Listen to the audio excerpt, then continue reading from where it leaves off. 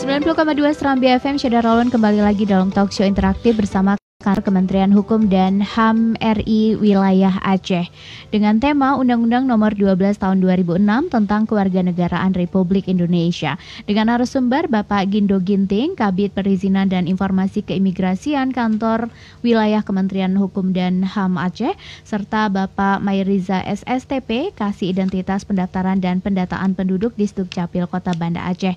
Untuk Anda yang ingin bergabung silakan di 0651637172 atau WhatsApp di 0811689020 dan juga Anda bisa menyimak talkshow kami via streaming di www.serambifm.com dan saat sekarang ini kami juga sedang live di Facebook Radio Serambi FM Banda Aceh. Ya, kembali ke Pak Gindo terlebih dahulu ya Pak Gindo, karena ini masih mengenai anak kewarganegaraan ganda. Nah ini kan kalau misalnya anak yang seperti yang sudah Pak Gindo katakan tadi bahwa syaratnya seperti ini yang tertuang dalam pasal 4 dan juga pasal 5 Undang-Undang Nomor 12 Tahun 2006. Nah Pak, kalau misalnya sang anak yang memiliki kepribadian ganda, maksudnya kewarganegaraan ganda ya, kok kepribadian ganda jadinya, ya Allah. Oke, jadi kalau yang punya affidavit ini Pak, bagaimana cara mereka membuat paspor Pak? Apakah itu bisa dipermudah juga atau ada hal-hal yang harus beda dengan orang yang memang WNI? Ya baik, terima kasih Mbak Tia. Kalau untuk anak yang berkewarganegaraan ganda, ini tadi udah saya sampaikan sebelumnya bahwa anak ini berusianya di bawah 18 tahun dan diatur oleh Undang-Undang Nomor 12 Tahun 2006 bahwasanya anak ini memiliki dua kewarganegaraan. Ya. Satu dia kewarganegaraan asing, satu lagi kewarganegaraan Indonesia. Ya. Nah, di saat usianya di bawah 18 tahun ini, dia bisa mengajukan paspor ke kantor imigrasi. Bisa ke Indonesianya, kalau ke asingnya dia memiliki paspor asingnya juga kan, yang dari orang tuanya. Berarti memang dua gitu? Ya. Seandainya dia belum pernah pergi? Kalau mau bepergian ke luar negeri, dia tinggal milih yang mana, mau pakai paspornya tetap dua gitu ya? Yang asingnya atau yang Indonesianya. Tetapi dia statusnya masih di bawah usia yang 18 tahun. Setelah di atas, yang dua kewarganegaraan tadi itu dia harus memilih apakah ikut dari orang tuanya yang asing atau yang orang tuanya Indonesia. Iya, ini jadi ingat kayak Cinta Laura Kiel waktu itu Pak. Iya, sebelum 18 tahun dia memilih yang mana, akhirnya dia memilih Indonesia gitu ya, karena memang menetap di sini. Oke, terus Pak, berarti kalau misalnya sang anak ini kan tadi seperti misalnya kayak Cinta Laura itulah ya Pak ya, sebelum dia berusia 18 tahun. Dia kan memiliki dua kewarganegaraan, Indonesia dan juga Jerman. Nah, dia ini kan dua-dua punya paspor nih misalnya, karena memang sering berpergian juga. Kalau seandainya dia masuk Jerman, dia perlu paspor juga nggak? Perlu tunjukin paspor nggak ya? Berarti dia memang bisa masuk seperti biasa atau gimana? Iya. Dia bisa tunjukkan paspor, pemeriksaan yang seperti misalnya kita kalau datang ke luar negeri atau seperti apa Pak? Nah kalau konteksnya dia menggunakan paspor asingnya masuk ke negara Jerman, itu dia harus ikutin juga regulasi di negara Jerman. Tetap ya, walaupun dia memiliki kewarganegaraan Jerman itu. Saya nggak bisa menjelaskan regulasi atau aturan yang ada di Jerman. Iya kan? Betul. Oke, baik. Jadi luar biasa nih mengenai hal ini. Tapi ini syaratnya belum menikah gitu ya. Kalau udah menikah dia harus milih warga negara mana gitu ya. Harus tetap gitu. Oke, sekarang saya mau ke Pak Mairiza SSTP, Kasih Identitas Pendaftaran dan Pendataan Penduduk di Sdukcapil Kota Banda Aceh. Iya, Pak Mairiza bisa dijelaskan mengenai kedudukan orang asing di Kota Banda Aceh ini, Pak? Ada berapa banyak ini? Atau mungkin bisa dijelaskan terlebih dahulu tipe dari pendaftaran penduduk orang asing ini. Apakah dari memiliki surat keterangan atau mungkin kartu tanda penduduknya seperti apa? Baik, terima kasih Mbak Tia. Perkenalkan, nama saya Mai Riza dari Disdukcapil Kota Banda Aceh. Seperti yang kita ketahui bahwa setiap penduduk, baik itu WNI atau WNA yang berada di wilayah negara Republik Indonesia, harus kita daftarkan, harus istilah diadministrasikan sehingga dia tercatat dengan baik. Jadi warga negara asing juga diposisikan sama seperti WNA untuk pendaftarannya. Jadi Dukcapil Kabupaten Kota diberi kewenangan oleh pemerintah pusat dalam hal pelayanan administrasi kependudukan bagi orang asing, yaitu ada dua macam. Yang pertama adalah pendaftaran penduduk. Dalam hal ini adalah pemberian identitas kepada penduduk warga negara asing tersebut.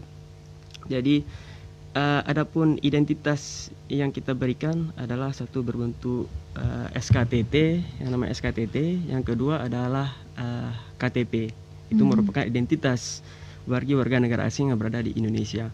Apa syaratnya yang harus dipenuhi oleh warga asing tersebut? Yang pertama, kalau seandainya dia memiliki kitas itu merupakan izin tinggal terbatas dari imigrasi, dia mendapatkan identitas yang namanya SKTT, surat keterangan tempat tinggal. Sedangkan bagi WNA yang sudah memiliki status, memiliki izin tinggal tetap dari imigrasi, mereka berhak untuk mendapatkan KTP orang asing dan bisa dimasukkan ke dalam kartu keluarga. Yang kedua, warga negara asing juga bisa mendapatkan hak untuk mendapatkan pelayanan pencatatan sipil di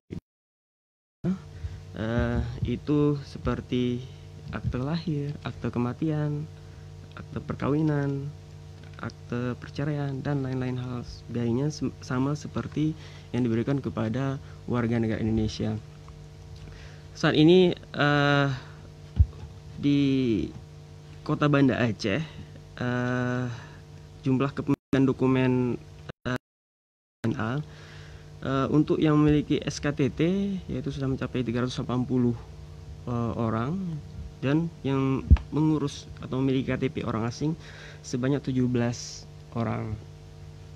Itu untuk sementara. Jadi memang ada kartu identitasnya juga ya bagi WNA yang ada di Kota Banda Aceh. Nah, kalau selama ini untuk kebanyakan ini yang menjadi WNA yang berada di Kota Banda Aceh ini, sebagian besar tuh statusnya apa sih, Pak? Apakah seorang pekerja atau mungkin pelajar, mahasiswa, atau mungkin yang memang sudah tetap duduk di Kota Banda Aceh karena menikah dan sebagainya? Baik. Berdasarkan data dari kita, kebanyakan WNA yang berada di Banda Aceh adalah pelajar mahasiswa, dan itu berada di Kecamatan Syahkuala, yang tepatnya di IAIN UIN dan jadi pelajar ini ya, mahasiswa UIN dan juga Unsiah ya, dan mereka memilih tinggal di sekitar kampus ya. Selebihnya menyebar di seluruh pelosok Banda Aceh, juga dari Turki, Turki, kebanyakan dari dosen dan guru-guru di Fatih. Mereka kebanyakan sudah memiliki kartu tanda penduduk orang asing atau surat keterangan tempat tinggal nih. Kalau untuk yang seperti itu, mereka kebanyakan memiliki SKTT, karena mungkin untuk memiliki izin tinggal tetap agak susah, banyak regulasi, sehingga mereka cukup dengan SKTT aja gitu ya. Kalau yang untuk KTP orang asing ini, yang 17 orang ini di Banda Aceh, itu sebenarnya statusnya apakah mereka sudah berkeluarga di sini atau seperti apa? Kebanyakan sudah berkeluarga. Dan itu memang sudah menjadi warga Indonesia? Enggak. Oh, bukan. Jadi, tapi tetap KTP orang asing gitu ya namanya. Tetap KTP orang asing, tapi dengan warga negara tetap asingnya. Gitu. Dan ini ada jangka waktunya nggak? Jangka waktunya menyesuaikan dengan masa berlaku kitab dari imigrasi. Gitu. Terus kalau untuk pelayanan catatan sipil bagi orang asing ini seperti apa sih, Pak?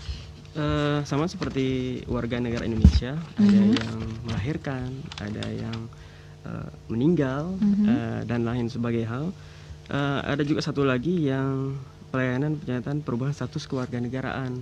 Itu juga kita layani.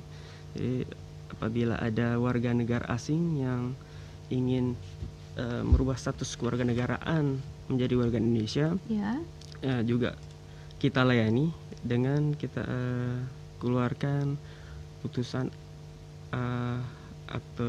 putusan pengadilan, putusan perubahan status kewarganegaraan.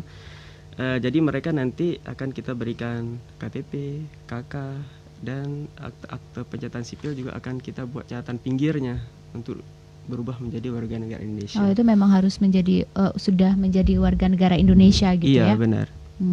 Oke. Terus kalau untuk yang seperti memiliki SKTT atau KTPOA ini bagaimana cara pengurusannya? Jadi baik untuk